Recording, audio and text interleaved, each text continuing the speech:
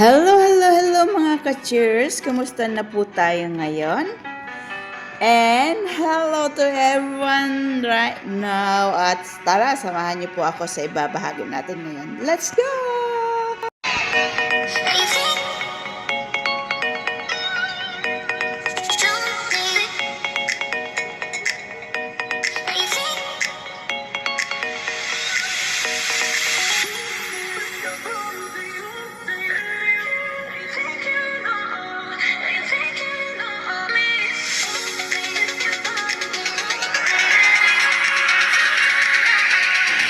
Victory Harbor is a natural landform in Hong Kong, separated Hong Kong Island from the Kowloon Peninsula.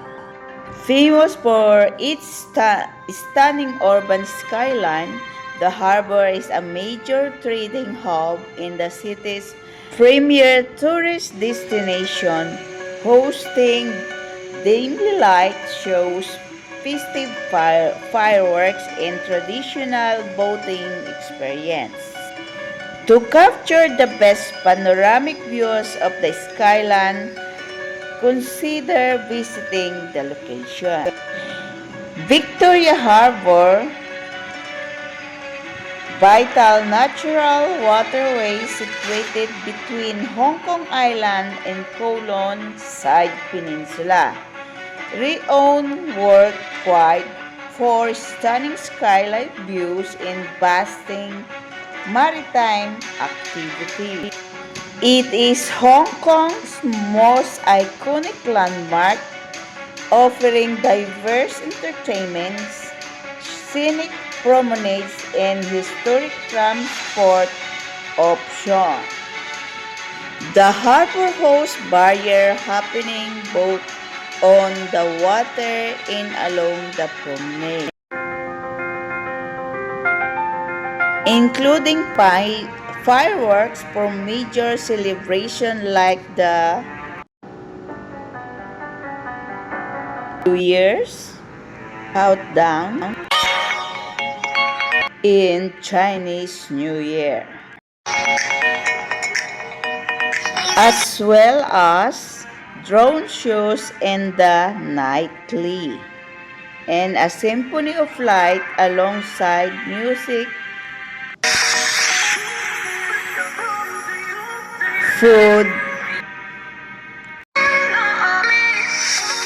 in arts, creating a lively atmosphere year's end.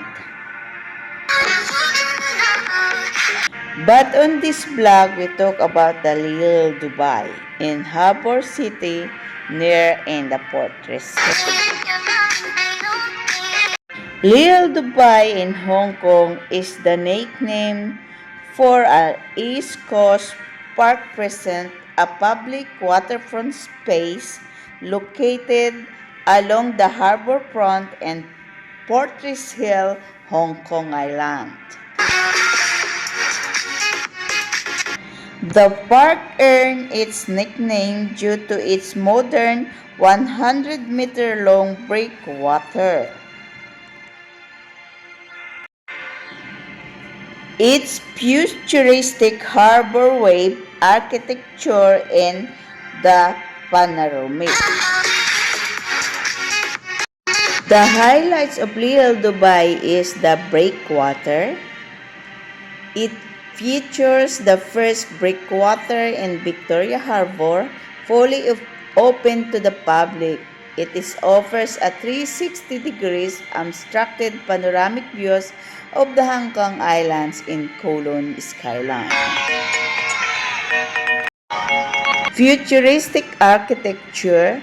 The venue incorporates sleek architectural design in an open space layout that closely resembles modern luxury marinas. Lodging and leisure.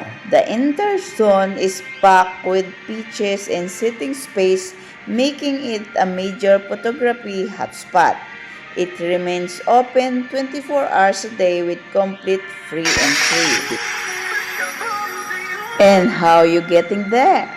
To get there, take the MTR Island line to Fortress Hill Station and use Exite, cross the road, turn left onto Electric Road, and then turn right down Watson Road near the Toyota Service Center. Walk straight to the end of the street where it opens up into the harbor.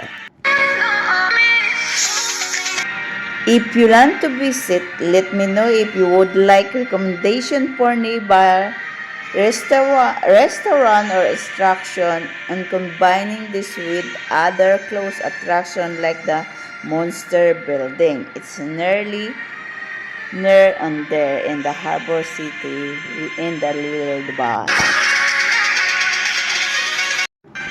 On-site leisure activities on Little Dubai is an obstructed sunset at night photography. Walk to the very end of the 100-meter breakwater for panoramic views of Victoria Harbor. It is one of the best free spots in Hong Kong to view the nightly Symphony of Light show. Pet socializing. The park is pet-friendly, and locals heavily utilize the open lawns and pathways to walk and socialize their dog.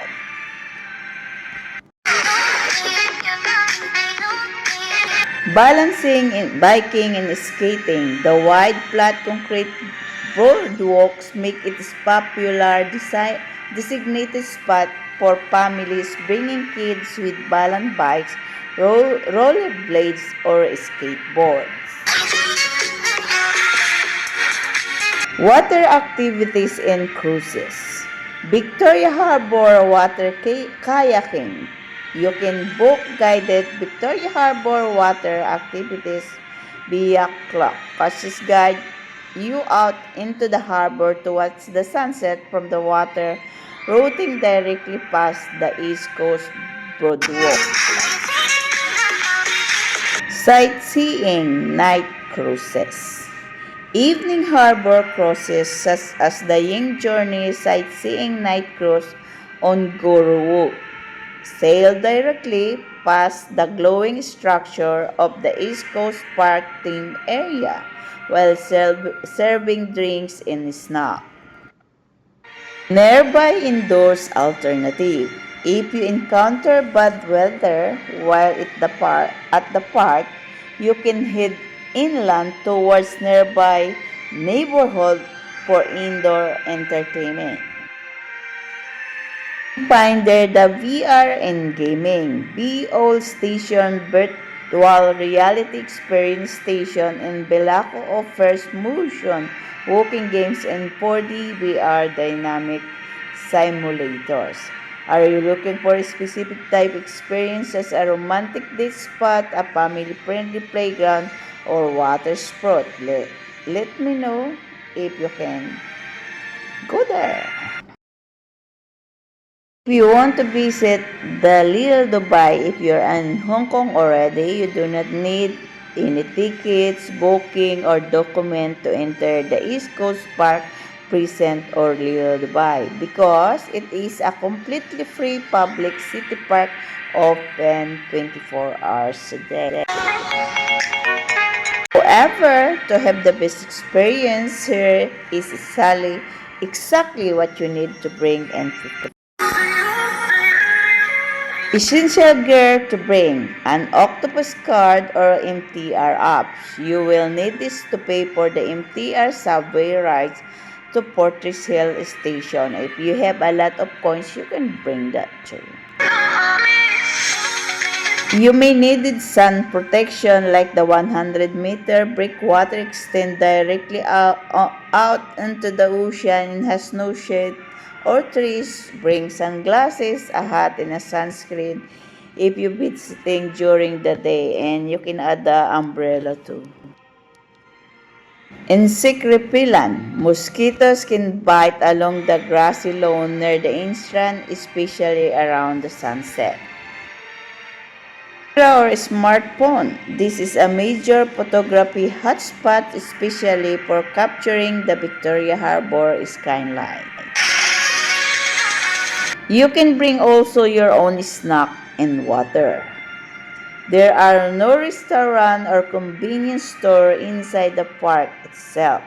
You should buy drinks at the convenience store inside Fortress Hill MTR station before walking over.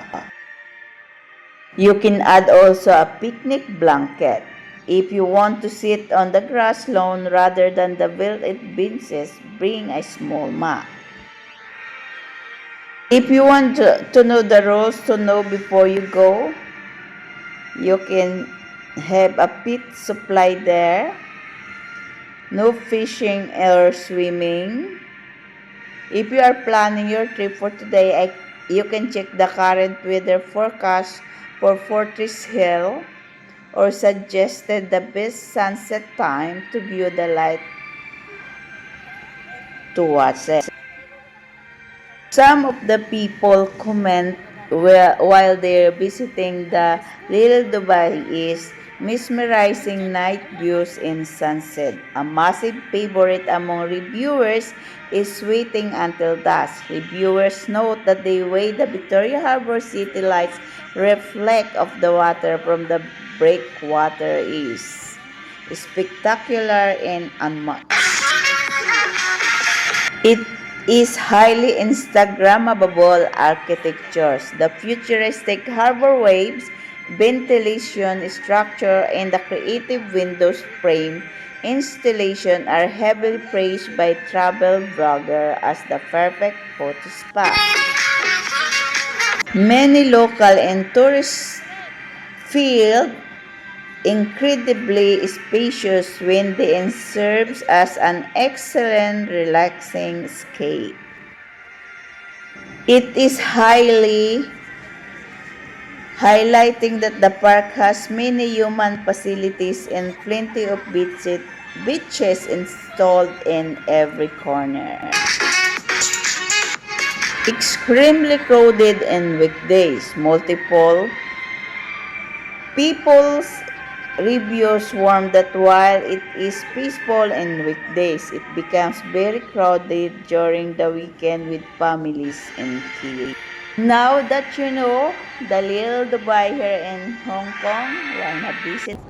I hope you enjoy mga ka-cheers our Little Dubai travels, and if you like these videos, please heart and like and share, and also if you're not friend of Madam Chair yet, please subscribe, be friendly then, and comment down below if you like our vlog, and also what do you want to know about the here in Hong Kong. And of course, don't hit the notification bell para po laging updated kayo sa Madam Chair channel. God bless us all. Thank you very much for watching. Bye!